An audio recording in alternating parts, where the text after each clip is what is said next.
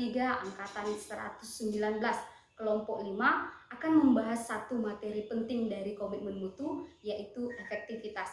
Untuk lebih jelasnya, mari kita saksikan video berikut ini.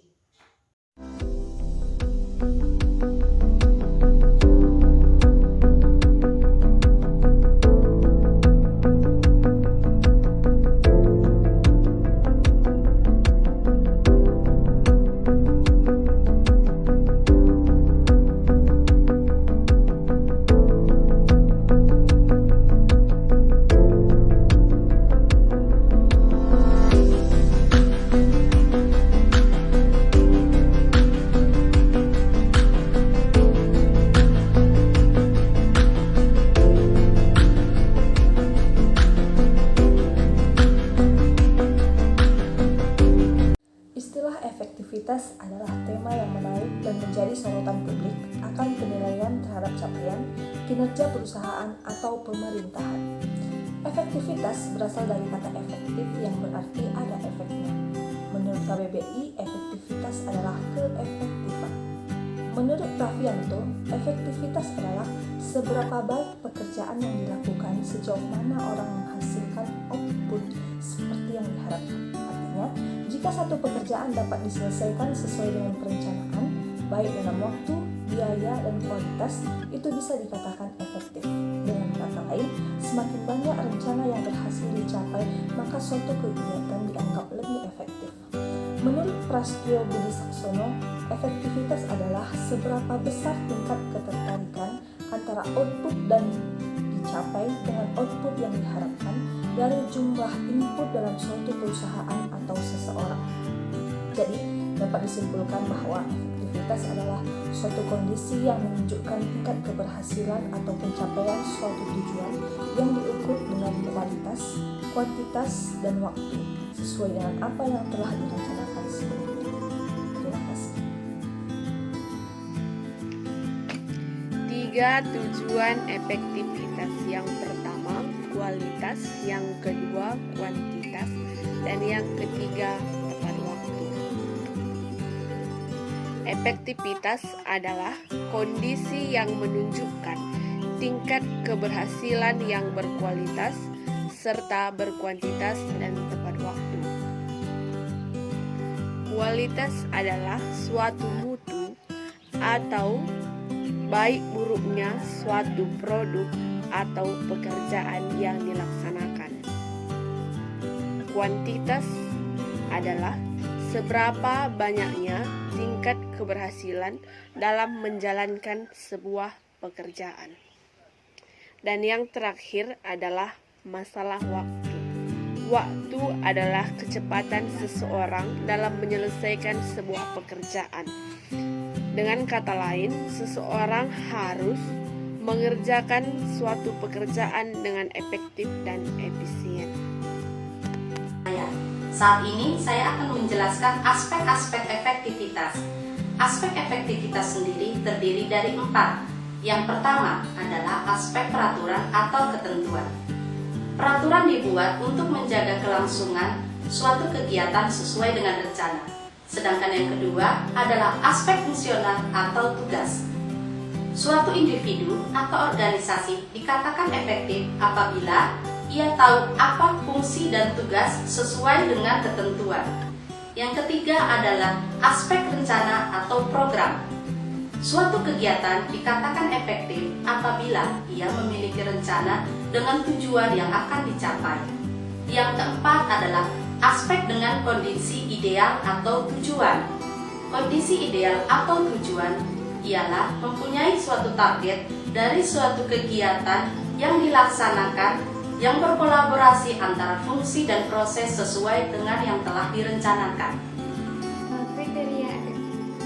Ada beberapa hal yang menjadi kriteria dalam efektivitas. Di antaranya, yang pertama itu ketercapaian target yang direncanakan. Yang kedua itu capaian terhadap jumlah dan mutu. Yang ketiga kepuasan pengguna jasa. Kemudian ada ketepatan waktu. Dan yang terakhir right man. Penjelasannya demikian. Kenapa dikatakan ketercapaian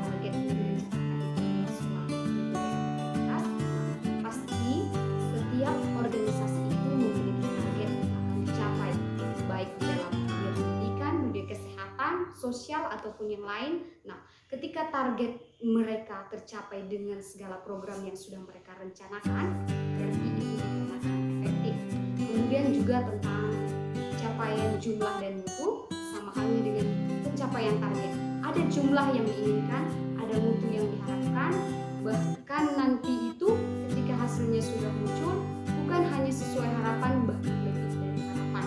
Kemudian tentu saja kepuasan pengguna jasa menjadi salah satu kriteria efektivitas. Kenapa demikian?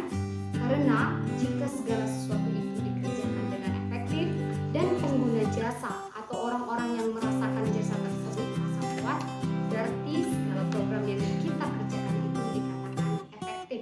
Kemudian tentang right name right place, kita pasti tahu seseorang itu ditempatkan harus tepat berada pada posisinya atau potensi yang dimilikinya. Contohnya saja seperti ini. Misalnya seorang guru IPA pasti lebih efektif ketika dia mengajar materi IPA dibandingkan dia disuruh mengajar mata pelajaran lain seperti mata pelajaran olahraga, PS ataupun yang lainnya. Dia akan lebih efektif mengajarkan materi IPA. Karena itu seseorang itu harus benar-benar ditempatkan pada posisi atau dengan potensi yang dimiliki.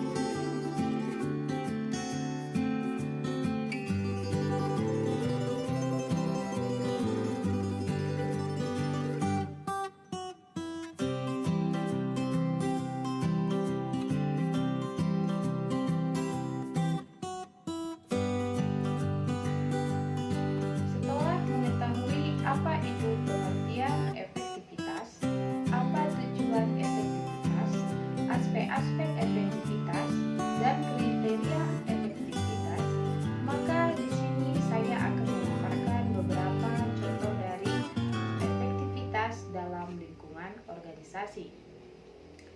Contoh, sebuah mesin kopi melayani 20 orang pegawai dan diharapkan dapat mengkopi 500 kertas per hari. Pada kenyataannya, mesin fotokopi tersebut dapat mengkopi lebih dari 500 kertas per hari. Maka, mesin tersebut dianggap efektif. Contoh yang lainnya, seorang guru bertanggung jawab mengajar peserta didiknya setiap hari. Seorang guru bisa saja mengajar tanpa persiapan yang matang. Tapi, sebagai guru yang bertanggung jawab, kita harus mempersiapkan diri dengan membuat rancangan pelaksanaan pembelajaran atau RPP sebelum mengajar, sehingga hasil pembelajaran siswa lebih tinggi, maka guru tersebut memiliki efektivitas yang baik. Contoh yang lainnya, seorang guru kelas telah memiliki tanggung jawab terhadap kelasnya sendiri.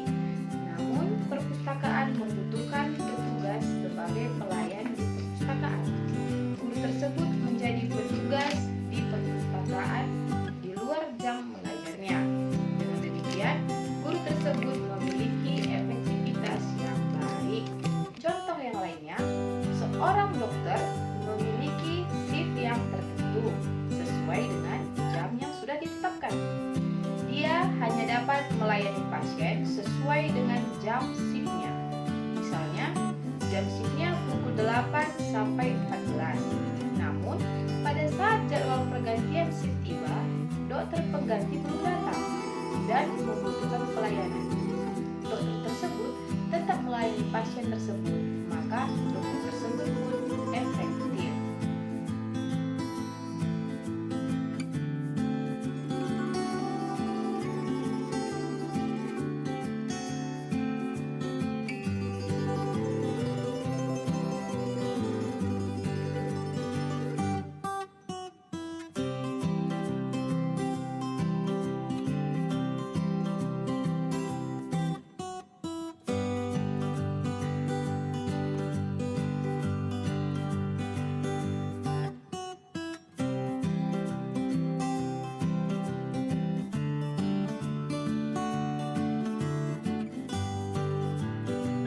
Demikian pemaparan kelompok 5 mengenai efektivitas. Lebih dan kurangnya kami mohon maaf. Atas perhatiannya kami mengucapkan terima kasih. Salam ASN.